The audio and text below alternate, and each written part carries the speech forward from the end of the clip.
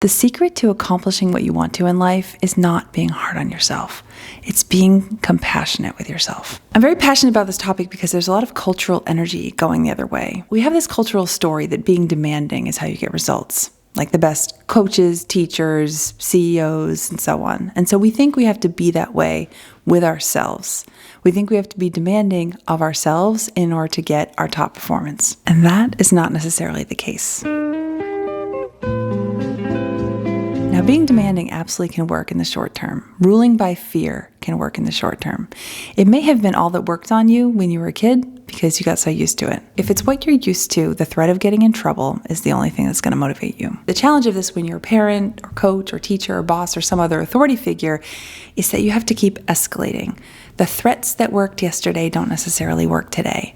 You have to keep making people afraid. You have to keep making people fearful of getting in trouble. If people become desensitized to you, like they're used to you yelling and threatening all the time, then you have to do even more threatening and yelling or kind of up the ante in order for them to pay attention and to take action. So it's definitely a losing proposition if you're an authority figure because you have to keep working harder to get the same mediocre result. Play that forward, think about how that works for you trying to manage yourself. If your only motivation is the fear of getting in trouble, then you have to come up with new and exquisite threats of punishment to get yourself to act. You kind of have a choice about whether or not you're going to follow through on it. So then in order to perform, you put yourself in a situation in which the threat is external, like you might lose your job if you don't do the thing that you're supposed to do, or you might be ostracized by your community if you don't do the thing the way you're supposed to do it. I hope you can see how this is so limiting, because if you have something that you want to do, that you feel passionate about, if there's no externality that's going to force you to do it, then you just won't do it. You don't really know how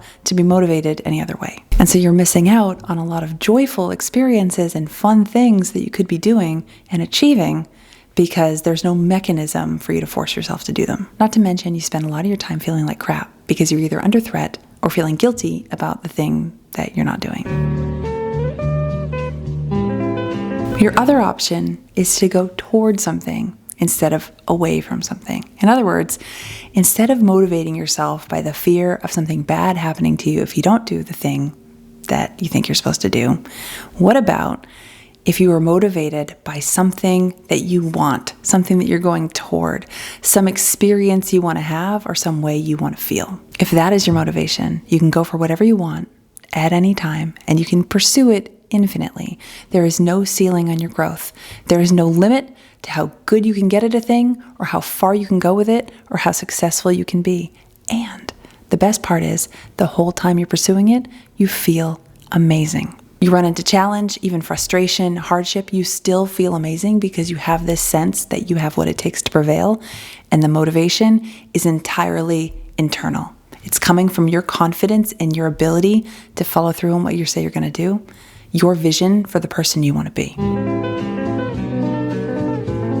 So how do we get there? How do we overcome a lifelong sense of being chased by something, trying to outrun something bad happening to us, to instead pursue something that we want to do because we're seeking growth? The first step is simply being open to the idea that you can have what you want by moving toward possibility as opposed to trying to outrun what you're afraid of.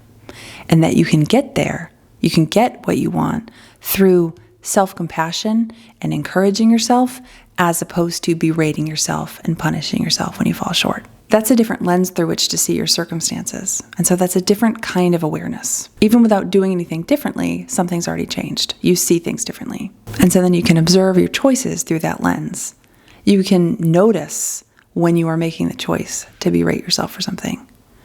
You can notice when you are being motivated by fear, or when you construct the circumstances of doing something such that you have this sort of external deadline or this sort of threat hanging over your head that is pushing you forward. That might lead to seeing alternatives where you realize a choice that you didn't see that you had before, that you now realize is possible. You don't need to make the different choice yet. That might be too big a leap, but seeing that it's there is something. Seeing that that choice is there is a precursor to making a different choice. You can just try on the idea. What if? What if you didn't have to punish yourself for something in order to learn from it? What if you could do something the easy way and make faster progress? What if you could do something fun that's legal and ethical, but that you've never allowed yourself to do? or do something in a way that you've never allowed yourself to do it. A lot of people who grow up in an authoritarian home or with other authoritarian figures in their lives, like teachers and coaches, they develop a lot of rules for themselves. And these rules may have developed for a very good reason. They may be keeping them safe. And so then the challenge is to see that the rule exists and then to recognize as an adult that you can dismantle that rule, that you can bypass it, that you can do things a different way, and that you'll still be safe. As we realize that we're safe, we can let go of the rules that we hold. And for some people, that might need to happen very gradually with a lot of support, potentially support from a mental health professional. And some people might be able to, with certain rules in certain instances, just once they realize it's there, they can quickly let go of it and move on. Either way, whether it goes slow or fast, I have found that this work is most fulfilling when I focus on the process as opposed to the destination. It's not that I don't care about the things that I'm trying to accomplish, but what I'm trying to do is focus on how do I feel better now? And for me, that feeling that there's something out there that I want to achieve is only motivating if I'm enjoying and relishing that process of getting there, as opposed to feeling frustrated with myself that I'm not getting there fast enough. That's one of the most practical aspects of choosing to be motivated by self-compassion and encouragement, as opposed to fear and threats. Because when you think about it, what's so attractive about something that you want, something you want to have, or something that you want to accomplish, or something that you want to be? It's because you think it will make you feel good.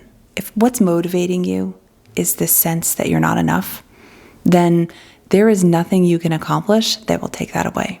That becomes a pattern, that becomes a habit, that becomes an entrenched belief. And you don't have to look far to find a celebrity who is the living manifestation of that pattern, that they're trying to accomplish more, have more fans and followers, more adulation, because what's inside is not enough. And they think that having more and being more and doing more is going to give that to them, but it's not. They actually have to completely change the pattern somehow. They have to figure out how to find satisfaction in the thrill of becoming something, as opposed to trying to avoid the pain of not being enough. What that means is that you can drop your fantasy of being fabulously attractive, wealthy, accomplished, popular. You can let it go, because that is not going to make you happy. Instead, you figure out what in this moment is going to make me feel good right now. Not good in the hedonistic, pleasure-seeking kind of way, but in the sense of what is going to make you feel good about yourself. The more you can figure out how to find that feeling, the more powerful you're going to be. And it may seem like you'd be complacent and just settle because you feel good no matter what, right? But no, because you'll still be the same ambitious person you are. But instead of pursuing the things that you want to accomplish because you think that you'll feel better if you accomplish those things, you're going to try to do them because you just want to, because you enjoy the game of it. And that is an incredibly powerful place to be creating from. You are then playing a game that you will always be winning. And how you do it is you give yourself a freaking break.